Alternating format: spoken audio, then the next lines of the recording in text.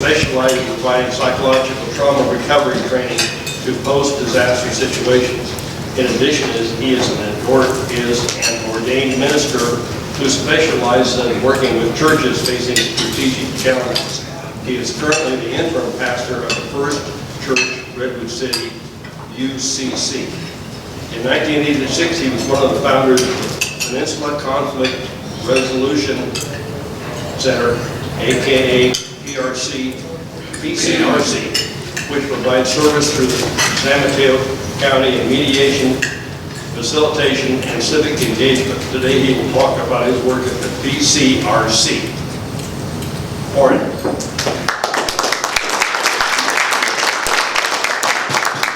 Thank you. In 1892, James Fenimore Cooper wrote a book called The Last of the Mohegans.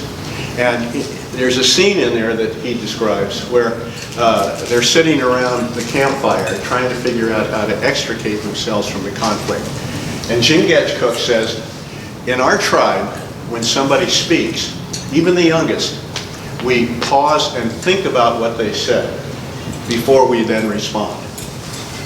In one sense, that's what we do with PCRC, Peninsula Conflict Resolution Center. If you're a part of conflict, how do you like it to be handled? So this is an audience participation quickly. Sometimes when you're ready to hear, you don't respond when the question is asked. But how do you like it to be handled? Respectfully. Respectfully. Civilly. Civilly. Quickly. Quickly. Thoughtfully. Thoughtfully. What we do at Peninsula Conflict Resolution Center in our mediation program and in our facilitation is to help people express things in those ways so that we take the process away from the people and guide them in basically establishing a context in which when they participate in that context, the next natural movement is to the next stage towards resolution. Often in the storytelling part, it's about 2/3 of the group. So let me tell you about our first mediation. In 1986, we had neighborhood boards in Redwood City, and I was getting in the hot tub in Bodega Bay when Bob Lametstein from San Mateo stepped in and said, "Warren Dale, I've been meaning to call you." And anyway, they established me as the chair of the San Mateo. At that time, I was past chaplain in Mills Hospital. I had pastored a church in San Mateo. I'd been a past president of another service club. Anyway, I was there, and so he asked me to be a part of this, and I became the chair of the startup committee. When we started offering services of mediation, it became the Peninsula Conflict Resolution Center. And in our first mediation, it was two ethnic families who had lived side by side for 25 years. And our process is when we get a call from somebody, we then call them back and we ask them what the problem is. And in their conversations, one of the things that this particular person said was, "Well, you know how those people are." And so we, jot down what the problem is, and then we call the other party and we talk with them, and they said, "Well, you know how those people are." And then we invite them to a mediation. Now, about 1/3 of the people say, "We don't want anything to do with it." About another 1/3 will say, "Well, I can do something, I didn't know there was a problem there." And they actually do initiate some changes that result in good things for both their neighbors and themselves. About 1/3 come to mediation. 90% of the time we come out with an agreement. And we do a follow-up. 90% of the time they're following through on what they agreed to. Anyway, there were 4 people at the mediation, husbands and wives of both of these two ethnic families. And as we proceeded through the first storytelling part, people told their stories, and we listened for the conciliatory style statements, things like, "Well, if you were a good neighbor," or "if a person were a good neighbor," or something like that. And then we also listened to voice tones. And so we're pretty skilled at not making suggestions, but at facilitating the discussions. And so it eventually reached the point where somebody had said, "Well, we could have done this a long time ago," or whatever. And then again, when the voice tone changes, we came back and said, "Well, at this time, the men are the only ones who are talking from these two ethnic families. And so we said, you know, you mentioned such and such, how would you be able to do that? And then at the appropriate place, we said, could you do that? And the person was about to speak, and he got an elbow in the ribs. And he leaned over to his wife, nodded his head, faced us and went, yes. And then we said to the other person, well, could you, participate in doing that? And he starts to speak. He gets an elbow in the ribs, leans over, he nods, and he says, yes. We have an agreement of a boundary issue, a fence between the two properties, and 25 years had been resolved. Now, one of the things about that early storytelling is that because people are talking to us, the other people can kind of listen in, and they hear about some of the background, and what begins to occur is that statements like, well, I didn't know you were faced with that, or I didn't understand that. You know, you mentioned your wife coming home. You know, to be able to hear those things, that builds empathy with people. Now let me fast forward. Because of my experience in working with PCRC as a volunteer, we have over 120 volunteers who do this. I was privileged as a licensed marriage and family counselor to work with trauma and recovery. I worked with Family Service Palo Alto, and then I got called. My wife, who was mayor at the time of Redwood City, saw this little article in the newspaper on a group of Muslim psychologists were going to Bosnia. And so I called them and said I had some experience in trauma, and I started going with them. I went twice with them. And then eventually I got hired by World Vision. I ended up going 40 trips to Bosnia and Kosovo. And what I did was I found out who was doing what, and then I enhanced their program by conducting trainings in trauma recovery, particularly with schools and such. Travis Jackson from the San Carlos Rotary Club approached me after my third or fourth trip and said, I understand you're going to Bosnia. Is there some way in which we can help, perhaps with soccer equipment? And if some of you who have been around here for a while remember that in 1993, when I started going, various clubs of District 5150 sponsored full teams of soccer equipment. And so I brought over soccer equipment, and I went to one group and I said, we will give you the soccer equipment for a team if you're willing to play with the other team. And then they said, well, yeah. And then I go to the other one, and they kind of hesitated, but they finally said yes. And anyway, we had an inter-ethnic, inter-religious league of soccer kids playing together. Now, what also happened as I was doing that, of course, we were working with the trauma of the students as well, all during that time. So we don't just reconcile at a point of you have to shake hands, but rather the healing has to take place first, and then it opens the door. As I say, the next context is to be able to do something. So we saw schools that had fences down the middle with kids from one group playing on one side of the fence, the other kids on the other group. Pretty soon the fence came down when those soccer players and teams started playing and families started coming. And they started talking back and forth. Pretty soon the faculty of the school was reintegrated. And then the next step after that was that the homes were exchanged again, and the communities were reconnected, were rebuilt, relationships were rebuilt. Now, where I brought in some of my experience was not only with the trauma recovery, but because of my work with Peninsula Conflict Resolution Center, I began to facilitate meetings of self-help groups. And also then, International City County Management Association, which had a project in Redwood City, told me about projects that they had there, and I was hired to train mayors and vice mayors in citizen involvement.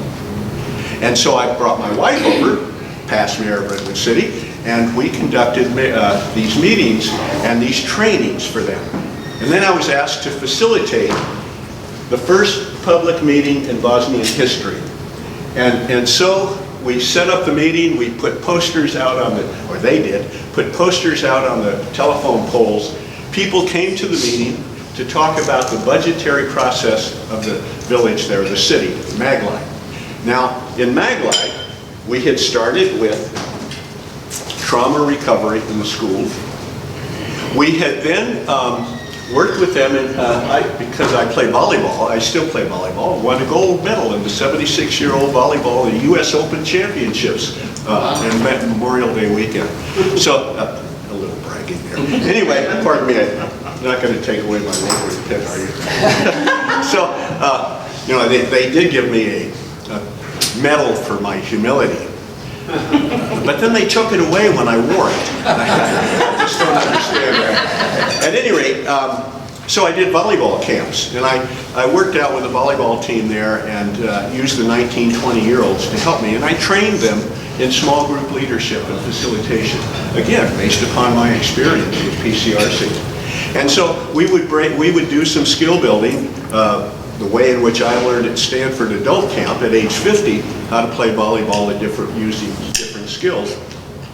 And then we'd break them into groups. What was your life like before the war? So they could talk about that and grieve. And then we would move to more skill building, and then what was your life like during the war? So we find out about the losses.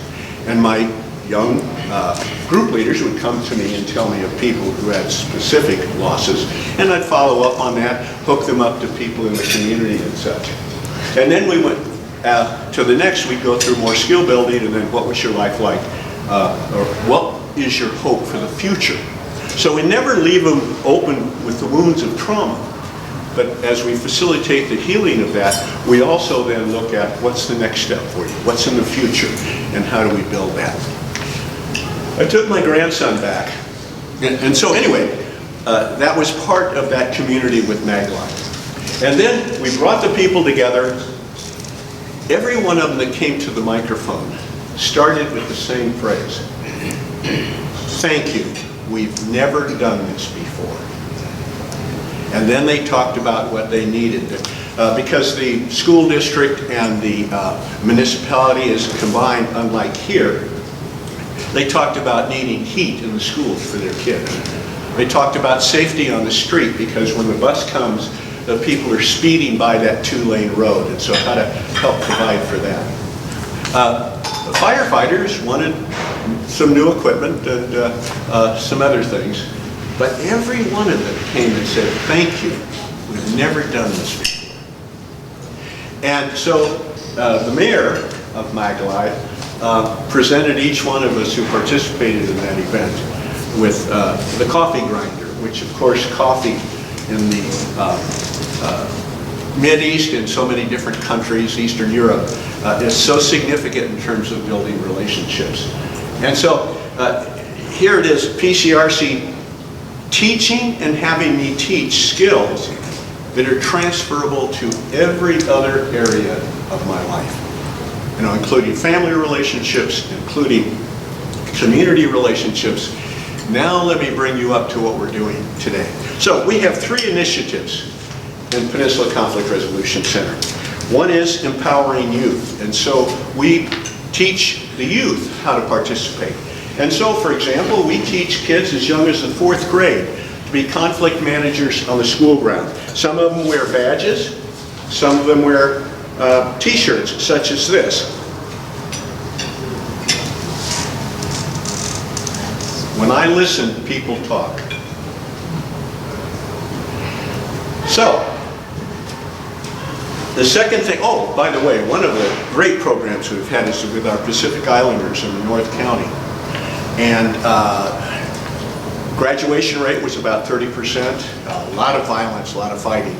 For those people now in the last 2 or 3 years who have been a participant in our community, in our program, graduation is at 100% from high school, and there's 0 violence. Now there are other violence experiences out there, but those people are a model now within the community and outwardly, because they're not just trained and facilitated in helping each other, but also to help people around them. Strengthening families. We do family mediation. So when there's certain levels of reconciliation, we bring people back and facilitate how they are going to re-engage with their family so that that transition is good. But it also is based upon mutual respect. Respect for the teenager, respect for the family as well. and how to do that.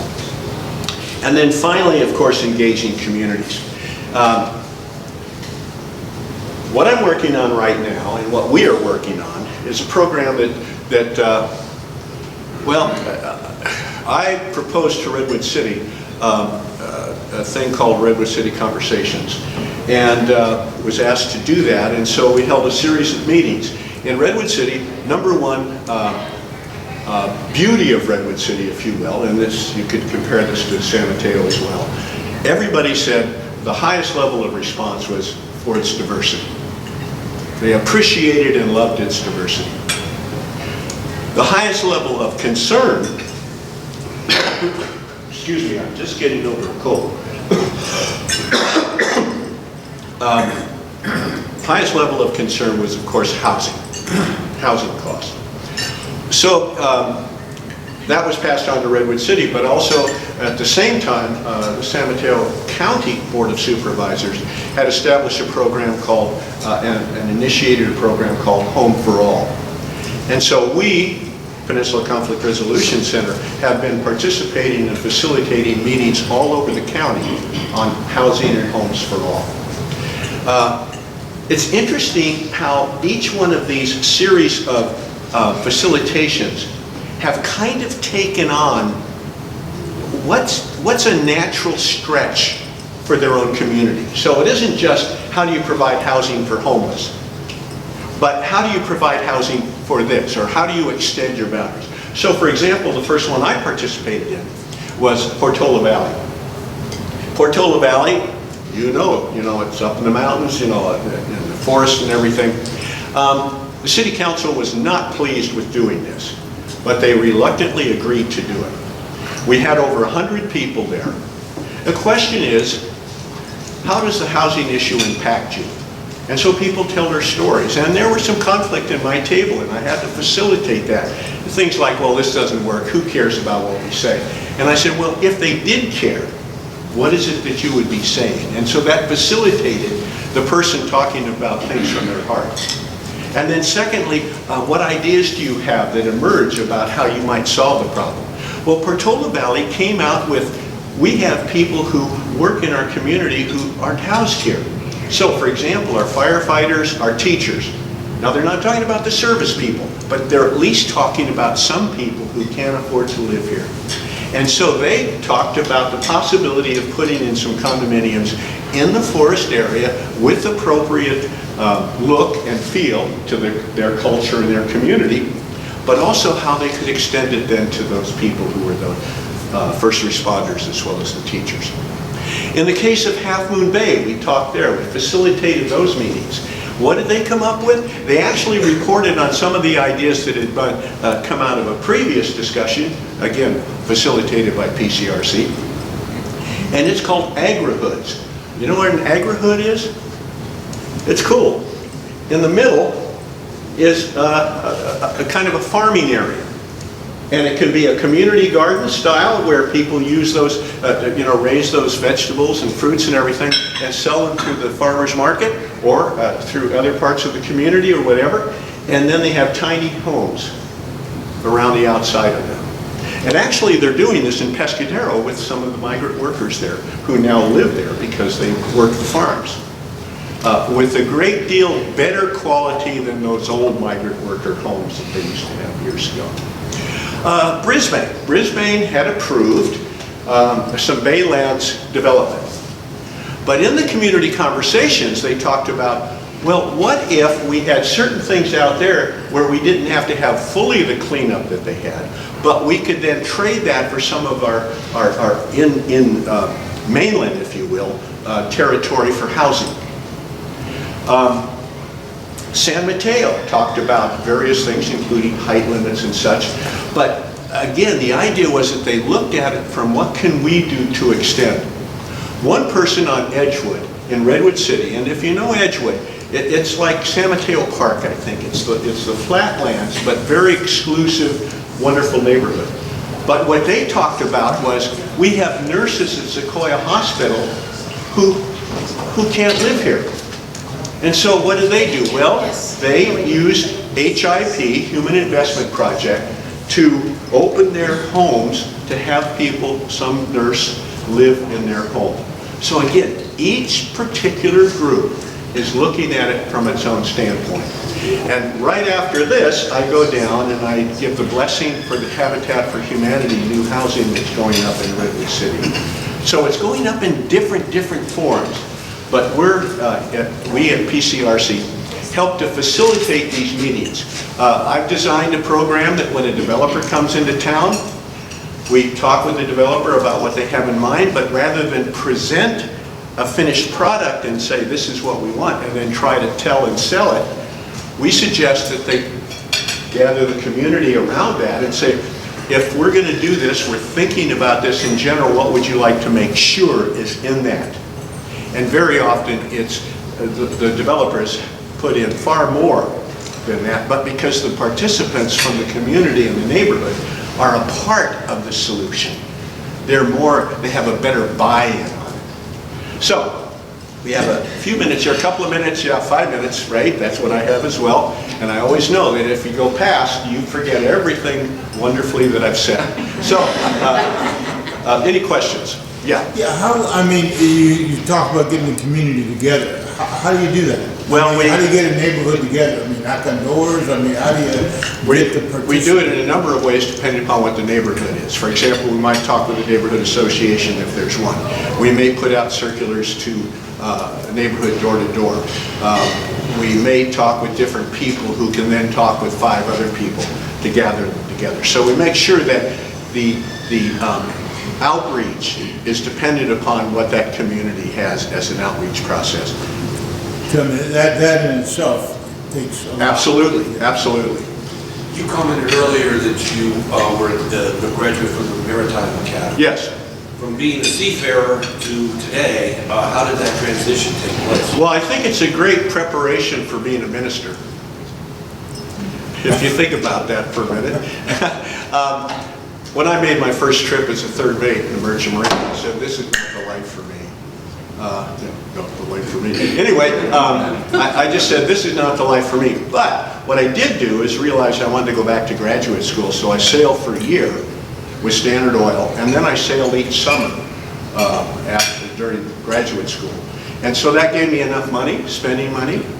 I do remember that I sat in the 3rd row of the Leningrad Kirov Ballet because I could afford it, to watch them in San Francisco. So anyway, I used that as spending money, but I also used that as how do people get along in a small environment, both in terms of tensions as well as my first trip is in the Maritime Academy as a 3rd classman was for 26 days. We went to Callao, Peru. We stopped off at the Galapagos and we painted the ship. We got off onto Santa Cruz Island for about 2 hours. 2 hours off of the ship in 26 days. And I was monitoring how my changes went. So anyway, all of that became, how do I work with people? How do I work with people? I was a part of the Master Mates and Pilots, so I saw things in the union in terms of how they functioned, positive, but also how they functioned in terms of this is what you do. So I learned different forms of processes and how can one be a part of facilitating even within those categories. So, thank you very much.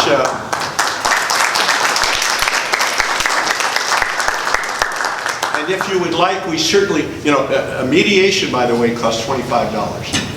And so if you would like to facilitate, or rather participate in the donations, you can do that online. We'd love to have your donations because it helps us provide things in the schools where schools can't afford to bring us in, but we can still do it if we have enough support and such. Again, it's a combination of staff people, but also our volunteers. Thank you again for having me.